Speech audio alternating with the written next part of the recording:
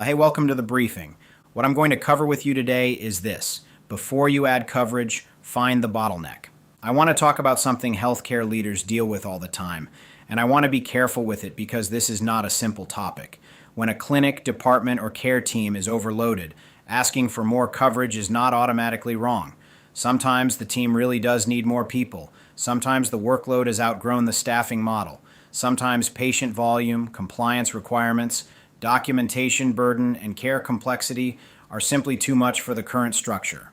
But here's the leadership problem. More coverage is often the first request, because that is where the pressure is felt. It is not always where the pressure is being created. And if the leader does not separate those two things, the team can keep adding effort around the wrong point. That is the part I want to sit with today. In healthcare operations, capacity problems are not always capacity problems at the source. Sometimes they are flow problems. Sometimes they are readiness problems. Sometimes they are handoff problems. Sometimes they are timing problems. Sometimes they are information problems that do not show themselves until patients are already waiting, staff are already stretched, and providers are already behind. And once the day gets to that point, everything feels like staffing. The phones are backed up, so it feels like staffing. Patients are waiting, so it feels like staffing. Medical assistants are behind, so it feels like staffing. Nurses are buried in messages, so it feels like staffing. Providers are starting late, so it feels like staffing. The front desk is catching frustration, so it feels like staffing. Again, staffing may be part of it. I am not dismissing that. But a leader has to ask a better question before adding bodies becomes the whole answer. Where is the bottleneck? Where is the work actually getting trapped? Where is one weak condition creating recovery work for everyone else? That is where focused assessment matters. Focused assessment helps a leader narrow attention when the field is crowded. It does not mean the leader ignores patient experience. It does not mean the leader ignores safety, compliance, morale, access, or workload. It means the leader refuses to treat every pressure point as equal. That matters because when everything gets the same level of attention, the real bottleneck can hide in plain sight.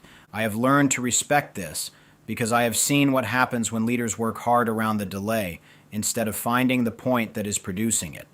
You get more check-ins, more reminders, more updates, more huddles, more messages, more people trying to help, and still the day keeps slipping. That is exhausting for a team because it feels like the organization is doing more, but the strain does not reduce. That is a rough place to be. Not because people are lazy. Not because they do not care. Healthcare teams are usually carrying more than most people see. But effort pointed at the wrong constraint only creates more fatigue. The leader's job is not just to notice that the team is overloaded. The leader has to find where focused attention can remove the most recurring friction. Let me make this real. Elena is a practice manager for a busy outpatient cardiology clinic. The clinic sees established patients, new referrals, post-discharge follow-ups, and same-week urgent slots. That mix already creates complexity. You have routine care, higher-risk follow-up, new patient intake, outside records, medication history, insurance issues, prior authorization, nurse triage, provider flow, rooming, scheduling, and patient communication all touching the same day. For several weeks, the clinic has been struggling. Patient wait times are climbing. Phones are falling behind. Providers are starting visits late. Medical assistants are saying rooming takes longer than it used to. Nurses are behind on triage messages. The front desk says patients are frustrated before they even reach the exam room. The prior authorization team says too many issues are getting discovered when the patient is already in the live schedule. The clinical director wants a correction plan before the next access review. Now Elena walks into the morning huddle and hears the answer from every direction. We need more coverage. The front desk wants another person on phones. The medical assistants want another body for rooming. The nurses want protected triage time. Providers want patients ready faster. Scheduling says the template is too tight. Prior authorization says they are being pulled into same-day problems that should have been caught earlier. Here's the hard part. They may all have a valid point. That is what makes healthcare leadership difficult. The complaint is not fake. The strain is not imagined. The delay has real consequence. But if Elena treats every request as the main focus, the clinic will get more motion and still may not regain control. She needs to find the first point of focus, not the loudest request, not the most emotional issue, not the easiest staffing adjustment, the bottleneck that is creating the most downstream recovery work. The loud issue is patient wait time. That is what patients feel. That is what families notice. That is what providers mention when the day starts slipping. That is what leadership sees in access and experience reviews. From that layer, the fix seems obvious. Add front desk support, move faster at check-in, push rooming speed, communicate delays better, and ask providers to tighten the visit flow. Some of those actions may help, but patient wait time is often late in the chain.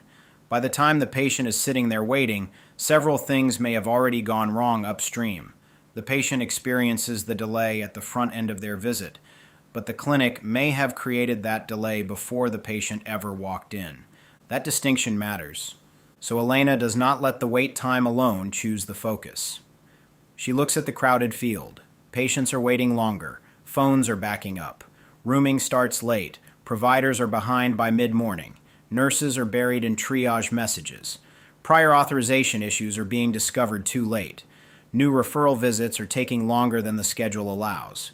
Post-discharge follow-ups require more chart review than the schedule reflects. The front desk is absorbing frustration because they are the first visible point of contact. That is a lot.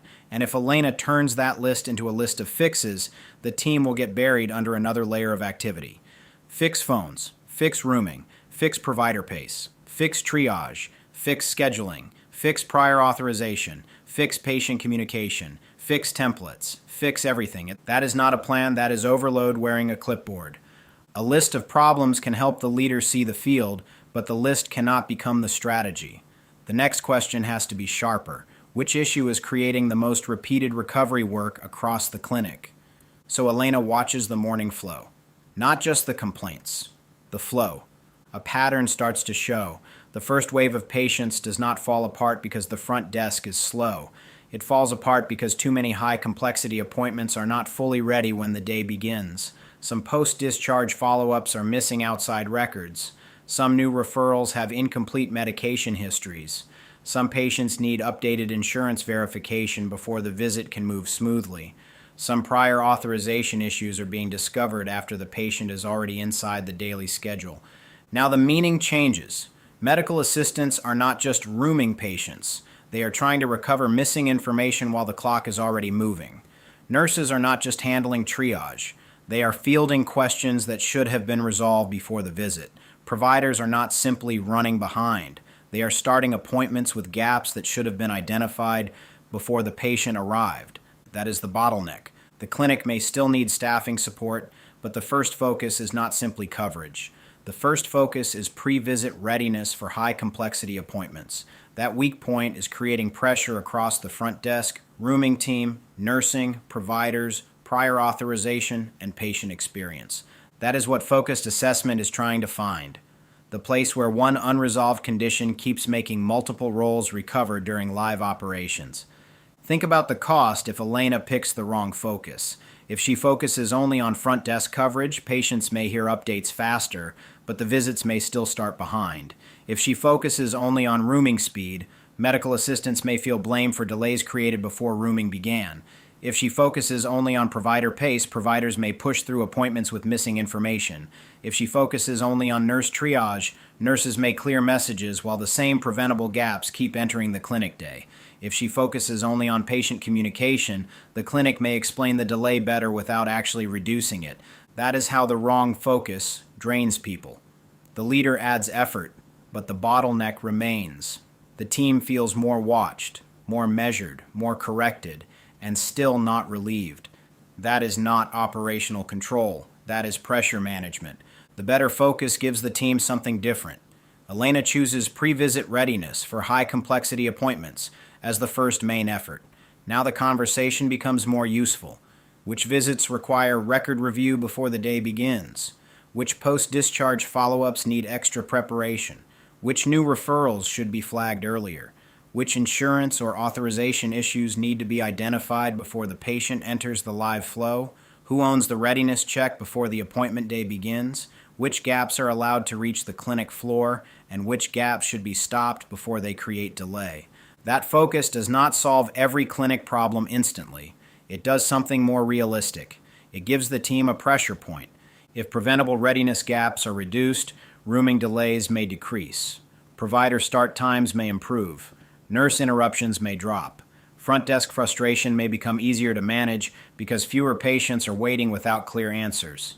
Patient communication may improve because the clinic is not constantly explaining problems that should have been caught earlier. That is the value. The right focus reduces pressure in connected areas. The wrong focus makes each area defend itself. And this is where healthcare leaders have to be disciplined. It is tempting to let the busiest role become the focus by default. It is tempting to say, the front desk looks buried, give them help. The medical assistants look behind, push rooming. The providers are frustrated, tighten the schedule. The nurses are overloaded, protect triage time. Again, those may all matter. But the busiest point is not always the bottleneck. Sometimes the busiest point is just where the bottleneck is dumping work. That sentence matters. The busiest point is not always the bottleneck. A role can look overloaded because it is absorbing upstream failure. A team can look slow because it is being asked to repair missing information in real time. A department can look under-resourced because the process feeding it is unstable. If the leader only looks at who is busiest, they may reinforce the wrong part of the system. So the question becomes, where is the delay being created before it becomes visible? Where does the team keep losing time? Where does preventable work enter the day? Where are skilled people spending energy recovering instead of executing? Where does the clinic keep paying twice for the same issue? That is how focus gets better. Now let me be clear. Focused assessment is not an excuse to deny workload. I do not want that misunderstood. Healthcare staffing is a serious issue. Workload is real. Burnout is real. Patient access pressure is real. A leader should not use bottleneck language to dismiss a team asking for help. That is not the point. The point is that help needs to be aimed. If the clinic truly needs more coverage, then the leader should be able to explain where the coverage changes control. More help where? For what point in the flow? Against what bottleneck? At what time of day? With what ownership? Without that clarity, more coverage can become a general relief request instead of an operational correction. A focused leader can say, we may need additional support, but first we need to know where support will reduce the most downstream recovery. That is a stronger conversation. It respects the pressure without surrendering the decision to the loudest pain point. Now think about the team watching Elena work through this. If she simply tells everyone to move faster, the team hears pressure.